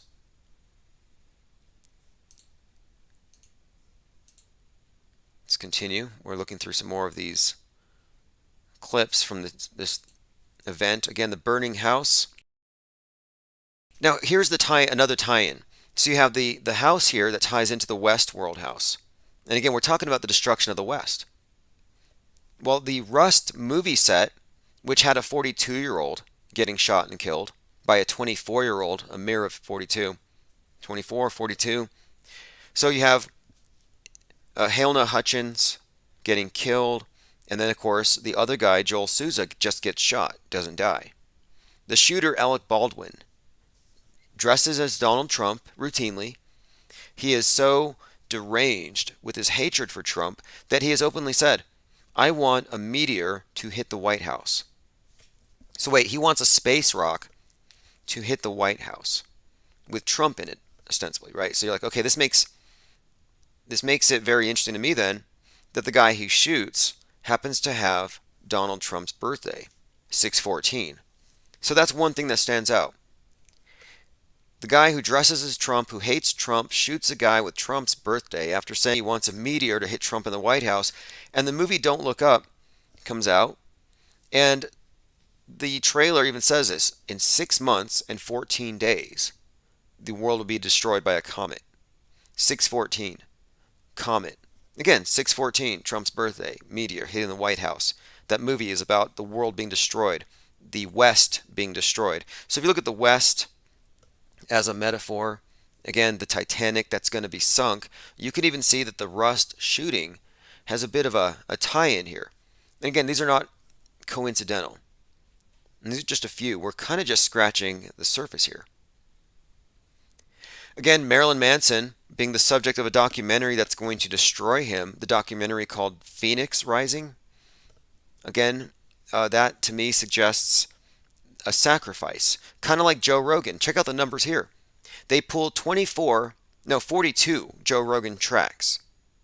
And I called it then. This was around the 42nd anniversary of the eruption over there at St. Vincent Island of that volcano.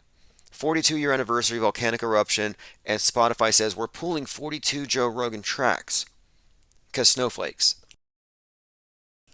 Okay, 42. It's the number of falling from grace. Just falling in general. He's going to take a fall.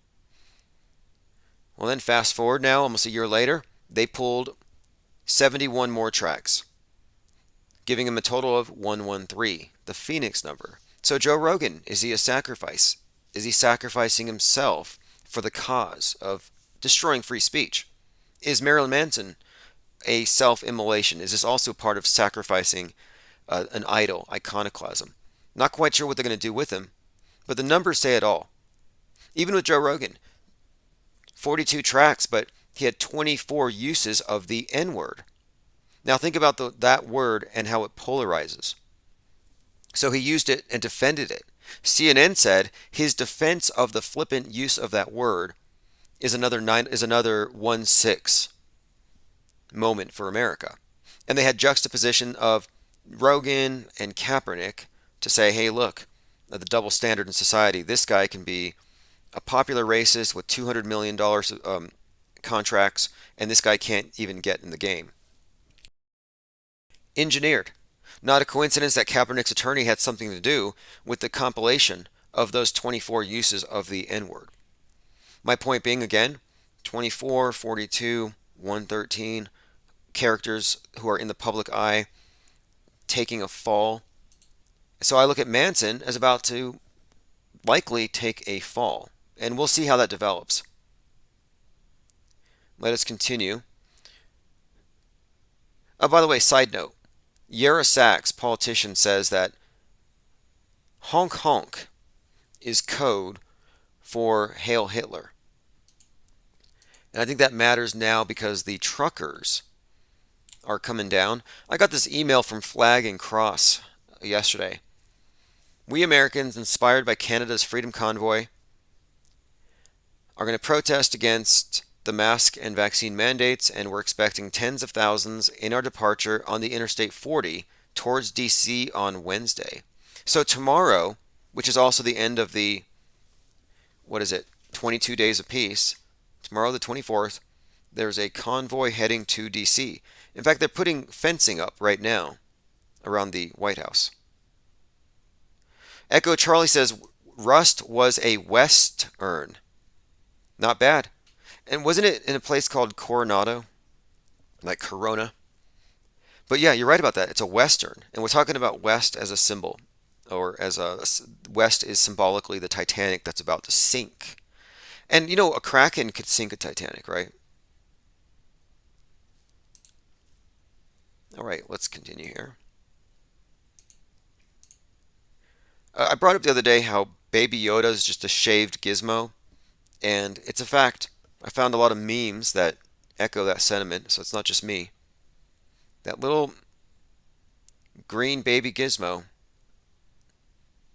Baby Yoda, is just Gizmo with a haircut. Nothing's original, everything's recycled.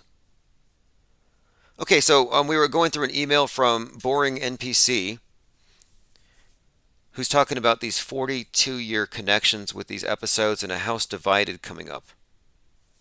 Okay, we'll continue later. I have a few more emails I want to get to and voicemails, but I'll probably play those tonight when we do open phones. I'm also going to premiere a podcast that was recorded. Just got to put that together, and that would be for the Conspiratainment Radio Network, and that was a conversation I had with Micah Dank. Okay, here we go. 20 years on, Associated Press, Richard Drew still gets asked about the falling man photograph. This is the photograph owned by falling man Elton John, who almost became ROCKETMAN, as they say, during his 11:19 a.m. emergency landing on 2/22/2022. Spirit Jordan says Kanye's West, his son is named North. Right, you get Northwest. By the way, I'll be getting the live stream notifications by text turned back on today. That was delayed because of a bank holiday. Okay, so there's a new movie coming out called The Man Who Fell to Earth. I guess it's a remake or it might be a series. It's on Showtime.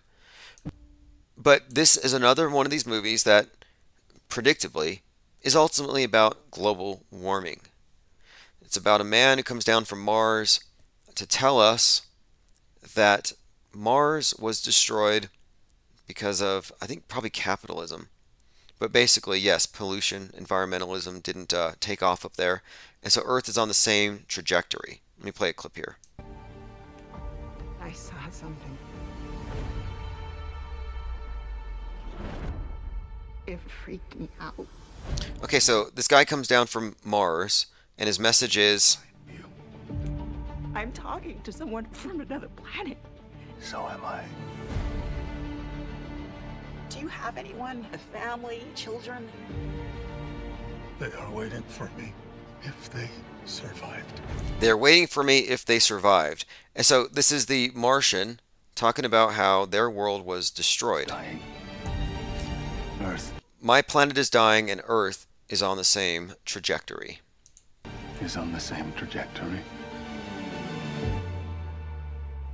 Can you help me? Reoccurring theme. Again, environmentalism always works its way into this. And finally, science as savior. You're a scientist. You can save us. Just like the 33-year-old scientist savior in Moonfall. You are a scientist.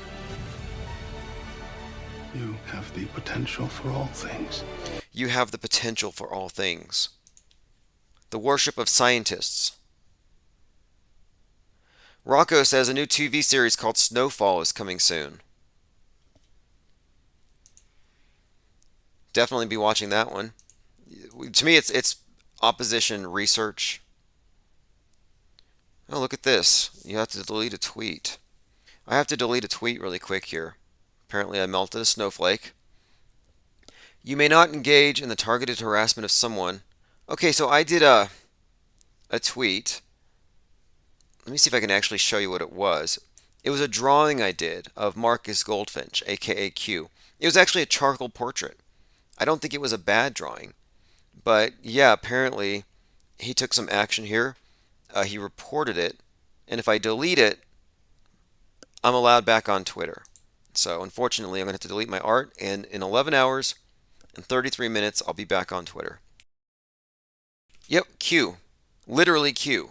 The guy that sent the guy to spear his kid to death. The guy that sent Owen Schroyer to the Capitol. Q Anon. The high-level civilian/military intel operative who's giving us the biggest intel drop of all time. Q got offended by one of my drawings and reported me. And I tweeted it to him. And the thing is, his account is closed. As in, like, you can't even follow him. He has no followers. It's just it's one of these accounts that's private. But anyway, I guess he didn't like my art. I'm not offended. Okay, let us continue. Marvey says the pandemic is about to end and World War is about to begin. Yeah, I figured this. I figured that now they're moving into the environmentalist lockdown. And it was always about the Greta reset. This great reset was pre-planned probably a century ago. But it was always the Greta reset. An environmentalist thing. No coincidences here. With the names, that is. So now they're like, take off your mask. No more mandate. But they might as well say, put your mask on your tailpipe. Because now we got to curb global warming. Putin's sick joke on the world. This is from the West Australian. Putin as Joker. I kind of ignored it when I first saw it, but someone in Discord mentioned it, and now I think about it. Every Joker has a Batman in this PSYOP entertainment complex, so he's the chaos agent. He's the provocateur. Putin is the one who is being used to instigate, create chaos, which will then necessitate order to be restored. So it's this order out of chaos thing. So yes, war is probably coming next because you no longer need masks because the pandemic is over. Unless they veer into AIDS. I've been noticing a lot of actually AIDS vid or COVIDs. Like, oh, get tested for AIDS. And I'm like, what happens when people who, like virgins start coming down with AIDS? And the only thing they all have in common is they got the pokey. Like, that's weird. What's their excuse going to be? They're going to say AIDS is airborne? Oh, yeah, if you don't have a mask on, you're spreading AIDS. Oh, yeah, you don't have to worry about the vax, but yeah, you got to put your AIDS mask on. Like, it's literally like a face condom now. Put on your AIDS mask before you come in the restaurant. We don't want you to infect our babies with AIDS, our kids with AIDS. With your face nudity. Yeah, face nudists spread airborne AIDS. Pure-blooded face nudists. Not allowed. Masked goobloods only. Alright, Rocco, I will accept you on Twitter. I have another Twitter account. It's @TimOsman_. Make sure you put an underscore beneath it. Charles says at least DC's building a fence. Yeah, I didn't think Democrats believed in walls. Like, oh, why build a wall? They'll just climb over it. Okay. Why are you putting a fence out then? We will be live open phones later on tonight. There's just so much to go through right now. I want to make sure we haven't missed anything. We've talked about Off the Edge, the book by Kelly Weil. She talks, look, I read the book, most of it, skimmed it. I'm going to read it more in detail. There's some very fascinating material about the history of Samuel Rowbotham and the flat earth topic and the debate in the last couple hundred years. But she's not objective. She thinks you can see 8 feet of curve in 2 miles. So if your friend walks 2 miles down the street, they go over the hump. And if you read the book, you walk away from it thinking that flat earth is best represented by Eric Dubay with his raps, "The Earth is Flat" and "Hail Hitler." Like, they made that connection. They 100% just linked it. They said, no, the whole thing with flat earth is ultimately about Adolf Hitler and Hitler worship. And the problem is, you wouldn't be wrong if you arrived at that assessment just by looking at Dubay. All right, also, there's a new episode of South Pole in the works. We were doing the storyboard last night. You're not going to want to miss it. It's going to be about Domo the Clown. So I'm not going to give you any spoilers, but South Pole is back in production. We have a lot of ideas. Again, I'm not going to give you any spoilers here, but if you want to join the Discord server, simply go in to the room that says South Pole, and we can get you started. If you're a novice or you're an advanced meme tech, all are welcome. We're also happy to have people chime in with their own voices. We like to have lots of voices for the characters that we play. All right, let me check the comments one more time here. Yeah, real Tim Osman. Oh, that's the account you need to use is Tim OZMAN _. Make sure you put the underscore in there. Another room that we have in the Discord server that I wanted to spend some time on today, and I didn't quite get to it, but I will get to it later, is the fake space room. We have a room that's nothing but fake space news. And I hadn't been in there for some time, and in a couple of months. And I went in there last night, and we could probably spend a couple of hours going through here. Like, let me go through this one, just to show you where the globe believers are at mentally. Check out this. Okay, so I've been looking at the outer space footage of the ISS. And I noticed this thing, and it was sent to me, and I was looking at it. It's like some type of it looked like a bat flying behind the space station. So this guy here, this is Mr. MBB33. He believes that you're seeing a dragon outside the space station, as in a dragon in space. Let me play a clip here. Flying in space, it's hard to even in say. space, y'all. So again, that's a form your own dragon. Conclusions. That's as far as I'm. So it looks like a dragon, he's saying, and it's very blurry. Now there is a there. So I figured, the space station is obviously underwater, a desalinated pool. So I thought, well, maybe it could be, I don't know, a fish, perhaps some kind of a manta ray. My problem with this idea of it being a dragon or even a bat, possibly a bat, actually. Possibly a bat. But again, I think this thing's underwater, and I think the diffusion of the light gives that away. So I'm actually thinking what you're looking at here isn't really a bat or a dragon, but an octopus. That's what I think you're looking at here. I think you're seeing an octopus by the ISS. Now, this guy will never get it right because he believes the space station's in outer space. Well, I'm sorry, but if you're in outer space, why would you need to flap your wings? Wings don't work in space. In the hypothetical environment of outer space, wings would be useless. So there's no way this is a dragon outside the space station. But you arrive at that if you're a true believer in NASA. This guy believes in the space station, so he finds it plausible that dragons exist in space. But again, it's a blurry thing, but the best I can tell is that it's an octopus. An octopus moves precisely the way this thing does, kind of a flapping, lurching movement, shooting forward, fanning out its legs, and then shooting itself forward again. So I think we're looking at an octopus. And this might even be intentional. or maybe not intentional, but they might have released them into the pool. So if you check this article out, SpaceX sends squids to space. SpaceX is sending thousands of squids to the space station. Why are they doing that? Well, because the way an astronaut adjusts their body to low gravity in space is similar to a squid's symbiotic relationship with natural bacteria. Sure. So they're sending squids to space. This has been going on for some time. And now people are seeing these squid-like octopus things just swimming around in the background. Look, I got a clip here. That is 100% a squid. I'm going to, I can't adjust this contrast here on the fly, but I see the bulbous head. I see the legs. There is a squid outside of the space station. Look at 5 minutes and 39 seconds into the clip of the video I'm posting in the chat.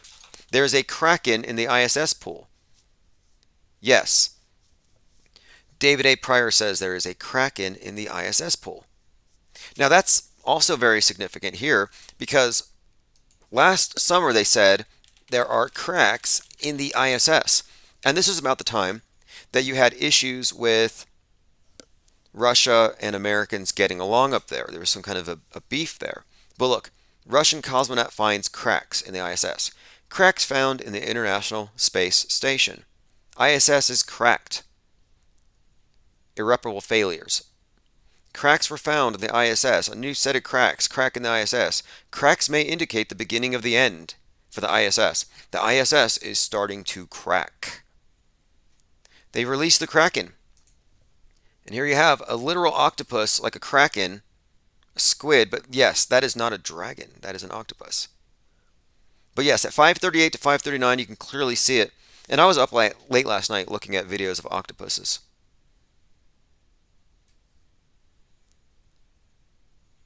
All right, Squidgate. Squidgate. You know what? I'm going to put Squidgate in the title of this video today because this is a big deal. But look how we are analyzing this, trying to figure out what it is, asking questions, and we arrive at a likely solution. Whereas this guy is like, yep, it's a dragon in space. I don't claim to know. I'm just going based off of what we see. You'll agree, maybe you won't, but nevertheless, very intriguing. So make sure you like, subscribe, hit the notification bell, and then comment your opinion. I'd like to see what y'all think. Again, this is a guy who says dragon has been caught on ISS's live feed. And whenever you look at the footage here, look, okay, this is also something that people don't get because they're visually illiterate. So if you look at the ISS footage from space, or it's supposed to be from space, it's crystal clear. Think about this. This is major league cognitive dissonance here. So look out the window of the ISS. And I also like to point this out. It often looks like the Twin Towers there. But when you look outside of the space station, when you're looking out at the Earth from space, you see it's crystal clear. It couldn't be any clearer. You can see the Earth, you can see cities, the astronauts, their lenses reflect everything perfectly. Look how crystal clear this is. Like, really examine that. This is a great photograph. I think the reflections are weird, but my point is this.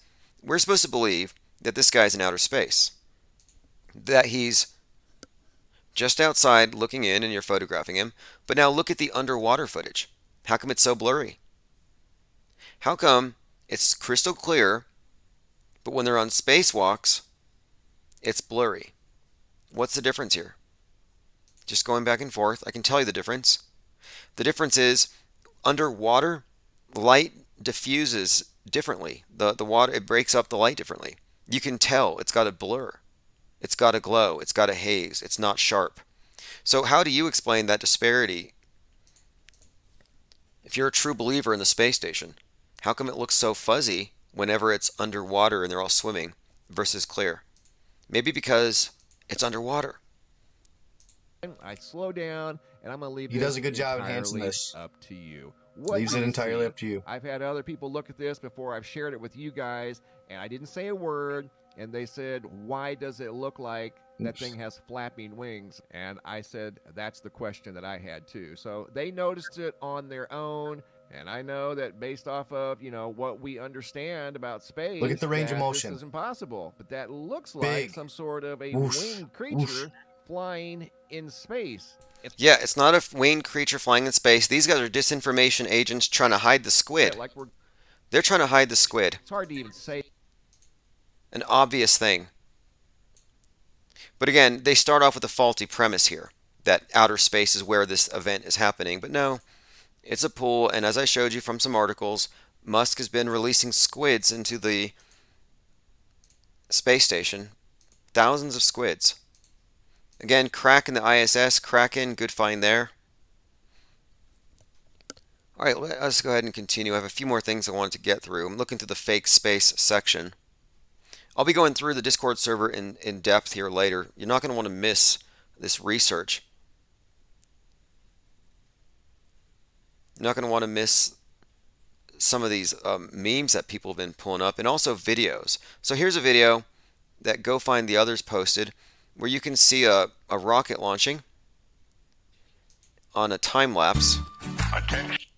Now again, it's sped up. It goes up and it goes down. It just kind of lobs itself out into the ocean.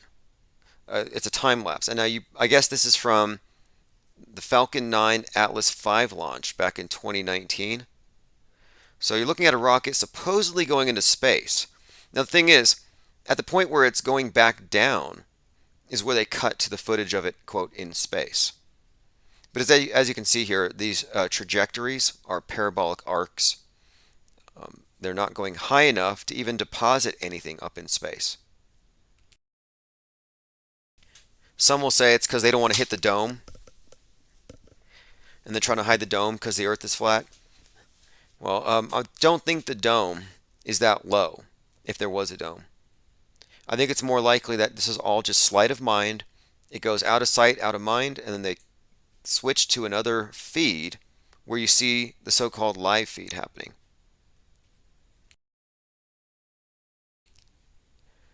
Alright, again, I'm going through the rest of our Discord server to make sure I haven't missed anything with regard to the DONDA2 performance. We watched it together here as a watching party, so another reason to join the Discord server. We do a lot of our research there. We pull everything together, but at the same time we also have viewing parties, not really watching movies for entertainment, but we do it for breaking down the symbolism, the subtext, and the agendas behind these things. Again, a couple of things just to reiterate. We had 2 black beauty queens falling out of towers, one in New York, one in Miami, in recent weeks. Then yesterday we had twin Black Hawk helicopters crashing at a Fork Canyon. And this was preceded by 2 other high-profile crashes. The one in Miami was described as like a movie. Action Man and his daughter were just feet. Yeah, like a movie. This guy is describing this thing falling, and of course nobody was really watching. Also again, Fork Canyon, twin Black Hawks crashing. Nobody died there. But what are the chances? And then of course on 22222 at 11:19 a.m., Elton John nearly becomes a quote ROCKETMAN when he has his emergency landing.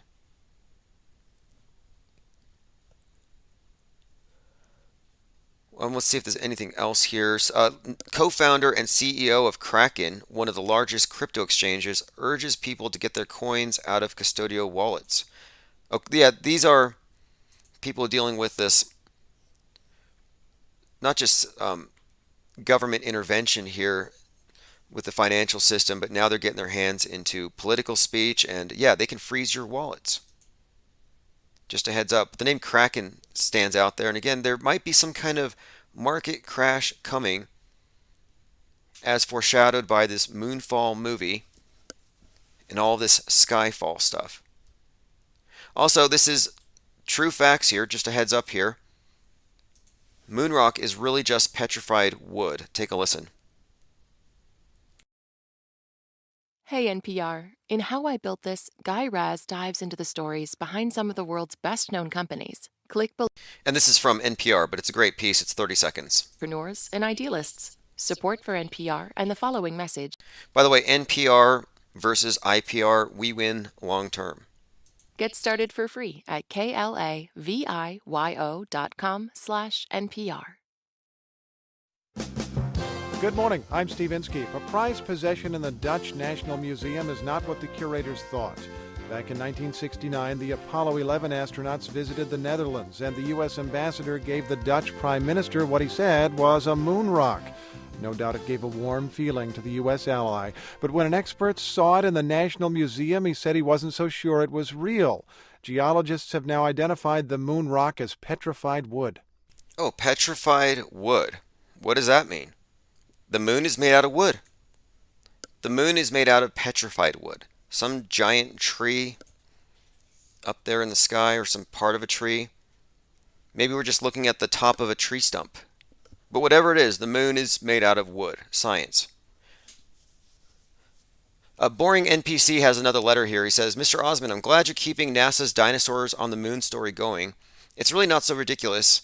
As you pointed out, with good script writing, it's probably a setup for Act 3, where they can explain that the petrified wood that the Apollo 11 astronauts gave to the Netherlands was from when not only the dinosaurs got sucked up to the moon, but also untold amounts of vegetation and trees. As a result, not only will the piece of petrified wood prove the theory about the meteor strike sending Earth's biomatter to the moon, but it will prove that NASA went to the moon and they brought back the moon wood to Earth. NASA wouldn't lie. Now that's great. I actually agree with that assessment. They have a perfect setup, a perfect cover. Okay, so this week is palindrome week. Every day is mirrored. It's 2, 2, 3, 2, 2, 2, 2, 4, 2, 2, and so on. And it might tie into the fact that Kanye West is an anagram for nasty week. Thanks everyone for hanging out. I will be responding to voicemails this evening, and I'm going to be starting up the live stream basically 24/7 again. I mean, we do have replays going on at the Conspiratainment Network, but IPR is its own thing. We're just joining up and networking with other content creators that have similar think tanks and come from a similar perspective. We don't have to agree on anything really, except on methodology. Namely, news is fake and the burden of proof doesn't belong to us. And if you don't want to be lost in a world of misinformation, you have to think for yourself. You have to perceive for yourself. It's not enough to think for yourself because they supply the list of options of things you can think about. You have to perceive for yourself, meaning evaluating what comes to the TV as not quite objective, as possibly having been tampered with, edited, trick photography, liars, crisis actors, etc. Anyway, this is Chief Crow, Auto Hoax, or GTFO. If you don't want a GTFO, join our Discord server. You're always welcome there. 24/7. Appreciate all the tips, all the puzzle pieces people have been dropping off. Evolving Grace says, I just signed up. Cool, we'll see you in Discord. This is Chief Crow, Auto Hoax, or GTFO.